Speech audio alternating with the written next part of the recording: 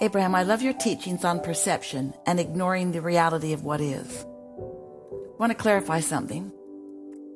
We're not encouraging you to ignore what is just for the sake of ignoring what is. You can observe lovely things in what is and perpetuate it.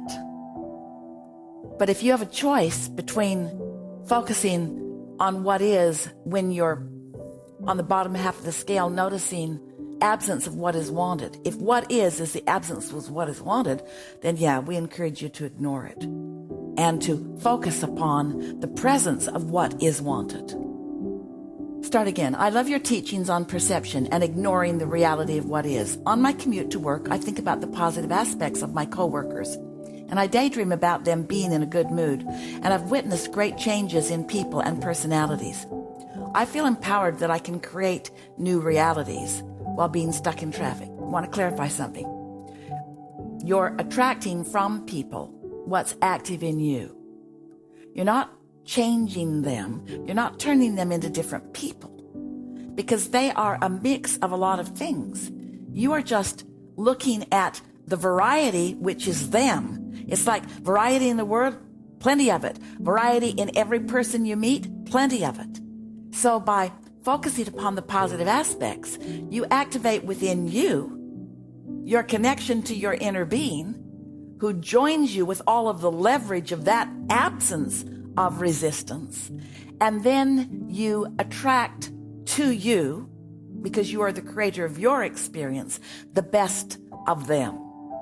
My question is, can this process be applied to perceiving physical environment differently? For example, can a powerful creator leave a messy house, get aligned, and then return home and perceive a cleaner home, if that were their wish?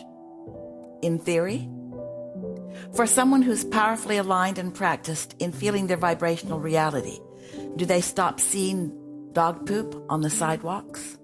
That is exactly how it happens. Have you ever moved into a new environment? This happens to Esther all the time.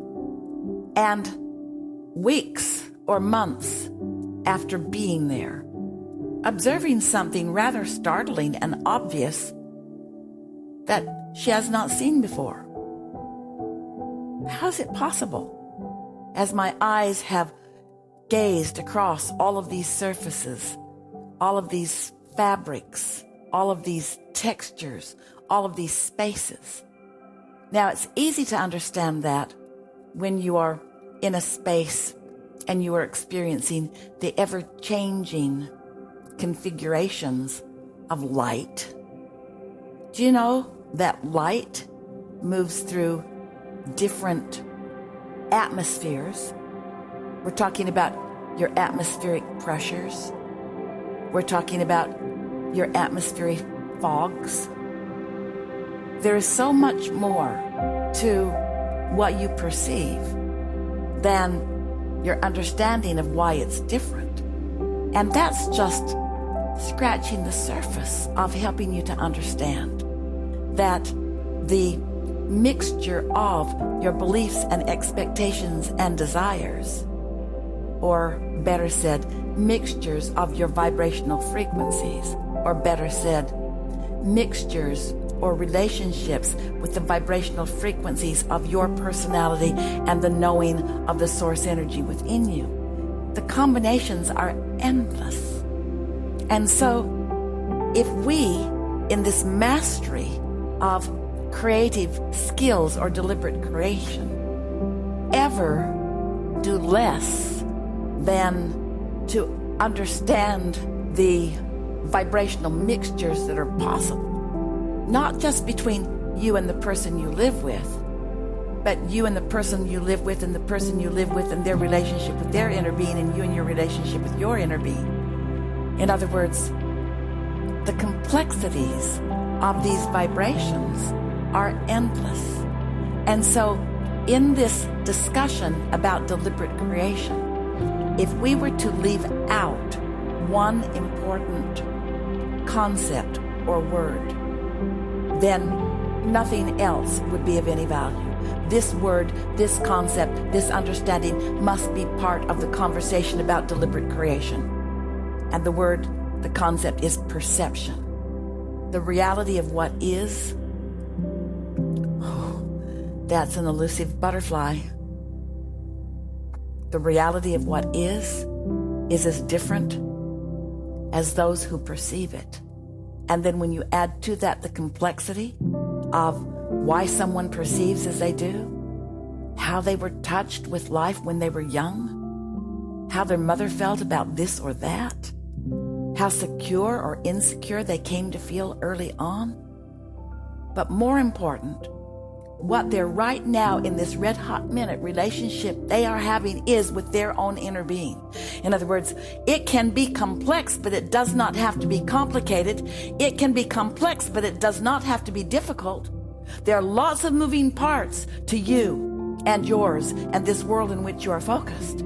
But it doesn't have to be difficult if you will understand this one thing. You are more than you see in this physical body. You are an extension of source energy, and that source energy exists and has a perspective, has a perception, has an opinion right here and now about whatever it is you are focused upon.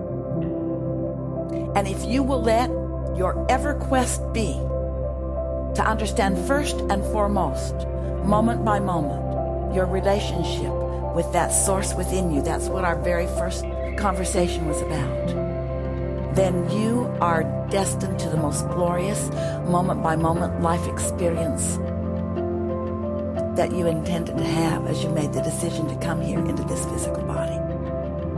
You didn't come to sort out all the perspectives and decide the ultimate what is right and what is wrong about everything or about anything. You came to enjoy the mixtures and textures and magnificence of those mixtures, knowing that you would always be guided if your dominant understanding of your purpose for life is joy. Introduction to your emotional guidance scale, and therefore accomplishment and mastery of your alignment with who you are. Not one of you said, I'll come into this body and I'll hang out on the bleeding edge. I will ignore my guidance. I will never strive for feeling good. I'll just accept what is. And then I will join the ranks of the billions who want to sort things into piles and get somebody, please, somebody, please, somebody, please. A religion, a government, a guru, a master. Somebody, please, just tell me what to do, for I know not what to do. None of you said that. All of you said, I know what to do. I've been around a long time. I know what works and I know what doesn't work because I know what joy is and I know what the absence of joy is.